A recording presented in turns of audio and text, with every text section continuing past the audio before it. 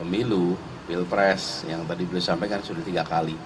Jadi diskusinya ke banyak hal, dan sarapan paginya enak sekali, contoh Makassar tadi, dan selesai itu saya dapat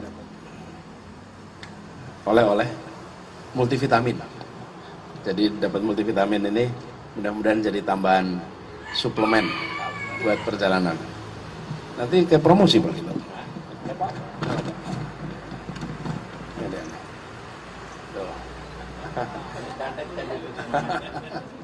Ya, jadi gini, stamina fisik, stamina intelektual, stamina mental, stamina moral gitu kira-kiranya. Ya, oke. Itu aja barangkali ya. Pak, Pak JK, apakah ini tanda dukungan juga Pak terhadap Pak Anies?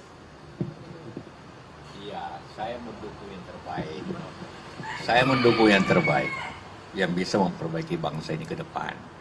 Dan Anies tentunya salah satu yang mempunyai track record. Saya punya kriteria begini. Orangnya tentu mempunyai leadership.